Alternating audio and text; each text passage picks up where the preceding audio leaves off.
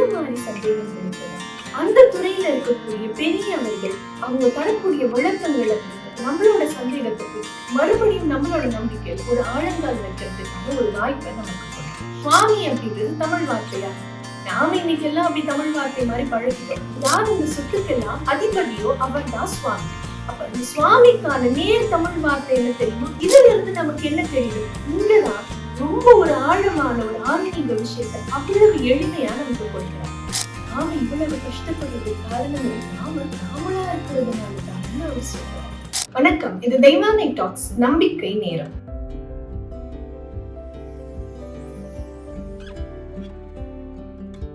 நம்பிக்கையில நம்ம எல்லாருக்கும் நிறைய குழப்பங்கள் இருக்கும். நாம நம்புறது சரியா, ஒருவேளை அது சரியா இருக்குமோ, ரொம்ப நாள் நம்புறோமே நடக்கவே இல்லையே, இந்த மாதிரி நிறைய சந்தேகங்கள் இருக்கும். அந்த மாதிரி சந்தேகங்களுக்கு எல்லாம் அந்த துறையில இருக்கக்கூடிய பெரியவர்கள் அவங்க தரக்கூடிய விளக்கங்கள் அப்படின்றது நம்மளோட சந்தேகத்தை போக்கிட்டு மறுபடியும் நம்மளோட நம்பிக்கையில் ஒரு ஆழங்கால் வைக்கிறதுக்கான ஒரு வாய்ப்பை நமக்கு கொடுக்கும். அந்த மாதிரி நிறைய பெரியவர்கள் நம்மளோட சந்தேகங்களுக்கு கடவுள் ரீதியாகவும் இருக்கலாம், இல்லைன்னா இந்த உலகம் ரீதியாகவும் இருக்கலாம், இல்ல கஷ்டங்கள் கவலைகள் அந்த ரீதியாகவும் இருக்கலாம். இந்த சந்தேகங்களுக்கெல்லாம் ரொம்ப எளிமையான நமக்கு புரியக்கூடிய அளவுல நிறைய பதில்களை கொடுத்திருக்காங்க. அந்த மாதிரி நிறைய கட்டுரைகள் இருக்கு. அந்த வகையில இன்னைக்கு சுவாமி யார் அப்படின்னு சொல்லிட்டு, யாரு சாமி, சுவாமினா என்ன அப்படின்ற ஒரு கட்டுரைய மகா பெரியவர் இந்து தர்மம் அப்படின்ற புத்தகத்துல அவர் எழுதியிருக்கக்கூடிய அந்த கட்டுரையை பத்தி தான் நாம இன்னைக்கு பார்க்க போறோம். சின்ன கட்டுரை மாதிரிதான் இருக்கும், ஆனா ஆச்சரியமான பல விஷயங்கள் அதுல இருக்கு. அடேங்கப்பா, இவ்வளவு கருத்துக்களை இவ்வளவு எளிமையான முறையில இவ்வளவு ஒரு சின்ன கட்டுரையில கொடுக்க முடியுமான்னு சொல்லிட்டு ரொம்ப ஆச்சரியமாக இருக்கும். சரி, உள்ள போலாமா கட்டுரைக்குள்ள? சுவாமி யார் அப்படின்ற நமக்கு கேள்வி இருக்கும். அது எல்லாத்துக்கும் முன்னாடி ஒரு கேள்வி வரும், இந்த சுவாமி அப்படின்றது தமிழ் வார்த்தையா? நாம இன்னைக்கு எல்லாம் அப்படி தமிழ் வார்த்தை மாதிரி பழகிட்டோம். சுவாமி அப்படின்னு போடுற இடத்துல சா போட்டு சாமி அப்படின்னு சொல்லி போட்டுட்டு வாங்க சாமி கும்பிட போலாம், சாமி கோச்சுக்கும், சாமி கண்ணு குத்தும், சாமி பாக்குறதுக்கு கோயிலுக்கு போலாம், இப்படி எல்லாம் சொல்லி சொல்லி சாமியை நாம இன்னைக்கு தமிழ் வார்த்தை மாதிரி தமிழ் பழகிட்டோம். ஆனா உண்மையிலேயே சுவாமி அப்படின்றது தமிழ் வார்த்தை இல்ல போது. சுவாமிக்கான பொருள் என்ன தெரியுமா? ஃபர்ஸ்ட் சுவாமினா என்ன? ஸ்வம் அப்படின்ற வார்த்தைக்கு உடைமை, சொத்து அப்படின்றது பொருள். ஸ்வம் அப்படின்ற வார்த்தைக்கு இதுக்கான நேர் தமிழ் வார்த்தை என்ன தெரியுமா? உடையார் அப்படின்றது. சுவாமினா என்னென்ன சொன்னோம்? ஸ்வம் அப்படின்றது உடைமை, சொத்து அப்படின்றது அர்த்தம். அப்போ யார் இந்த சொத்துக்கெல்லாம் உடைமை உடையவரோ, யார் இந்த சொத்துக்கெல்லாம் அதிபதியோ அவர் தான் சுவாமி. அப்ப இந்த சுவாமிக்கான நேர் தமிழ் வார்த்தை என்ன தெரியுமா? உடையார் அப்படின்றதுதான். பாருங்களேன், தமிழ் எவ்வளவு எளிமையா இருக்கு. இந்த சொத்து அத்தனைக்கும் யார் உடையவரோ அவர் தான் உடையார். இதுதான் தமிழோட ரொம்ப பெரிய அழகு. அந்த வார்த்தை அப்படியே நேராக எளிமையாக அந்த பொருளோடு போய் கனெக்ட் ஆகும். யார் இது எல்லாத்துக்கும் உடையார், யார் இது எல்லாத்துக்கும் அதிபதி, அவர் தான் உடையார் அப்படின்னு சுவாமிக்கான நேரான தமிழ் வார்த்தை உடையார் அப்படின்னு தான் மகா பெரியவர் சொல்றார்.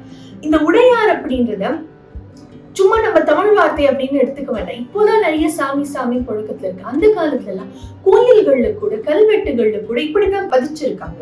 திருச்சிற்றம்பலம் உடையார், திருவேங்கடம் உடையார், திருநாகேஸ்வரம் உடையார், கபாலீஸ்வரர் உடையார் அப்படின்னு சொல்லி, கபாலீஸ்வரர் உடையார் அப்படின்னு சொல்லிட்டுதான் உடையார் அப்படின்ற வார்த்தையில தான் கல்வெட்டுகள்ல கூட பொறிச்சிருக்காங்க. கோயில்கள்லயும் கூட ரொம்ப பழங்காலத்து கோயில் போய் பாத்தீங்கன்னா இன்னமும் கூட அப்படித்தான் இருக்குன்னு சொல்றாங்க. இன்னொரு ஆச்சரியமான விஷயம் என்னன்னா, இந்த உடையார் அப்படின்றது வெறும் கடவுளுக்கு மட்டுமல்ல, குருமார்களுக்கும் கூட உடையார் அப்படின்ற வார்த்தையை பயன்படுத்தி இருக்காங்க. எப்படி? மாதா பிதா குரு தெய்வம், தெய்வம் கூட குருக்கு அப்புறம் தான் வரும். நம்மளோட மரபுப்படி குருவை தெய்வத்துக்கு முன்ன ஒரு படி மேல தூக்கி வச்சிருக்கோம். அப்போ அந்த குருவுக்கும் கூட உடையார் அப்படின்றது சொல்லியிருக்காங்கன்றத மகா பெரியவர் சொல்றாரு. எப்படி? குருவும் சுவாமியும் ஒண்ணுன்ற காரணத்தினால வைஷ்ணவர்கள் ஸ்ரீ ராமானுஜரை கூட உடையார்னு தான் சொல்லியிருக்காங்கன்னு சொல்லிட்டு சொல்றாங்க. சரி, இப்ப கடவுளுக்கு ஒரு உடையார்னு பெயர் இருக்கு. எல்லா சொத்துக்கும் அதிபதியாக இருக்கக்கூடியவர் உடையார். ரெண்டாவது குருவுக்கும் உடையார்னு ஒரு சொல் இருக்கு. மூணாவது இதெல்லாம் சொல்லிட்டா நம்ம ஒத்துப்போமா? பெரும்பாலும் தமிழ் படித்தவர்கள் ஏதாவது ஒரு பாடல்ல அது வந்தாதான் இன்னும் ஆழமா அந்த விஷயத்தை நாம நம்புவோம். அப்படி ஒரு சான்றையும் மகா பெரியவர் கொடுக்கிறார். என்ன? தாயுமானவர் ஒரு பாடல்ல வருது, எல்லாம் உன் உடைமையே அப்படின்னு சொல்லிட்டு ஒரு பாடல்ல தாயுமானவரும் பாடியிருக்காரு. எவ்வளவு இடங்கள்ல இருந்து இந்த உடையார் அப்படின்ற சான்றுகள்ல எடுத்து நமக்கு காமிக்கிறார். சரி, உடையார் எல்லா சொத்துக்கும் அதிபதி, எல்லாத்துக்கும் உடையவர் அவர் தான், அதனால அவர் உடையார்னு பேரு. இதுல இருந்து நமக்கு என்ன தெரியுது? இங்கதான் ரொம்ப ஒரு ஆழமான ஒரு ஆன்மீக விஷயத்த அவ்வளவு எளிமையா நமக்கு கொடுக்கிறார். என்ன, இன்னைக்கு எல்லா குடும்பங்களையும் ஒரு பிரச்சனை இருக்குங்க. எந்த ஊருக்கு போனாலும் சரி, எந்த ஸ்ட்ரீட் எந்த தெருவுக்கு போனாலும் சரி, ஏன் நம்ம வீட்டுல கூட பல நேரங்கள்ல நம்ம பார்த்தோம், இது என்னோட சொத்து, இது உன்னோட சொத்து அப்படின்னு சொல்லிட்டு, இது என்னோடது இது உன்னோடதுன்னு சொத்துக்கான சண்டைகள் ரொம்ப அதிகமாக இருக்கு. நம்ம ஏன் சண்டை போட்டுக்கிறோம்? இது ஏன் சொத்து ஓ சொத்து அப்படின்னு நினைக்கிறதுனால தானே. இவர் என்ன சொல்றாரு? எல்லா சொத்துக்கும் அதிபதி அவனே. அப்போ அவர் தான் உடையார், உடைமை அவருக்கு தான். இன்னைக்கு ஏன் சொத்து ஓ சொத்துன்னு சொல்றதெல்லாம் உண்மையிலே நம்ம சொத்து கிடையாது, இதெல்லாம் அவனுடைய சொத்து. இது கொஞ்சம் லேசா தானே இருக்கு. இதுக்கப்புறம் அவர் சொல்ற விஷயம் தான் ரொம்ப ஆழமான விஷயம். அட என்னங்க, இந்த பூமியில இருக்கக்கூடிய விஷயங்கள் விட்டுருங்க, இந்த இடம் நிலம் அதெல்லாம் மட்டும் இல்ல, ஏன் நானும் நீங்களுமே கூட அவனுடைய சொத்து தான் அப்படின்னு ஒரு ஆழமான விஷயத்த சொல்றேன். ஏதோ படார்னு ஒரு கதவு மனசுல திறந்த மாதிரி இருக்குல்ல. நாமளே அவனோட சொத்து தான், நாமளே அவனுக்கு உரிமையானவர்கள் தான் அப்படின்றத அவர் சொல்லும் போது எவ்வளவு ஆச்சரியமா இருக்கு. அது அப்படியே நான் வாசிக்கிறேன், கேளுங்களேன். நம் சொத்து பிறர் சொத்து என்றெல்லாம் பாத்தியதை கொண்டாடுகிறோமே, உண்மையிலேயே இந்த சொத்தெல்லாம் அவற்றுக்கு பாத்தியதை கூறும் நாம் பிறர் எல்லாருமே அவனுடைய சொத்து தான். இப்ப அவரோட வரியிலே அதை வாசிக்கிறேன்னு பாருங்களேன். நாம் பிறர் எல்லாருமே அவனுடைய சொத்து தான். அவன் இல்லாவிட்டால் இந்த பிரபஞ்சமும் இல்லை, நாமும் இல்லை, நாம் உடைமை கோருகின்ற சொத்துகளும் இல்லை. அவன் இருக்கிற காரணத்தினாலதான் இந்த பிரபஞ்சம் இருக்கு, அதனாலதான் இங்க இவ்வளவு வளங்கள் நிலம் எல்லாமே இருக்கு, சொத்துகள் இருக்கு. அப்போ அவன் இருக்கிற காரணத்தினாலதான் இன்னைக்கு நாம உடைமை கொண்டாடுற சொத்தே இருக்கு, நாமுமே அவனுடைய சொத்து தான் அப்படின்னு அவர் விவரிக்கின்றது ஒரு ரொம்ப வித்தியாசமான பார்வை, ஆச்சரியமான ஒரு விஷயமாக இருக்கின்றது. இன்னொன்னு என்ன சொல்றது தெரியுமா? நம்ம ஏன் இவ்வளவு கஷ்டப்படுறோம், ஏன் இவ்வளவு கவலைப்படுறோம்? எல்லாருக்கும் ஒரு துன்பம் இருக்கு, வாழ்க்கையில எவ்வளவு ஏற்ற இறக்கங்கள் இருக்கு. ஏன் இவ்வளவு அலக்கழிக்கப்படுறோம், ஏன் இவ்வளவு அலைகிறோம்? ஏன் தெரியுமா? ஏன்னா நான் நம்ம எதையோ ஒண்ணு சொல்லிக்கிட்டு அலைகின்றோமே, உண்மையிலேயே அந்த நான் அப்படின்ற எண்ணத்தினாலதான் நம்ம இவ்வளவு கஷ்டப்படுறோம். உண்மையிலேயே அந்த நான் கூட அவனுக்கு சொந்தமானதுதான். இதை நாம புரிஞ்சுக்கிட்டோம் அப்படின்னா, நானே அவனுக்கு சொந்தமானவன் புரிஞ்சுட்டோம் அப்படின்னா, எல்லா பற்றுமே நமக்கு விட்டு போகும்.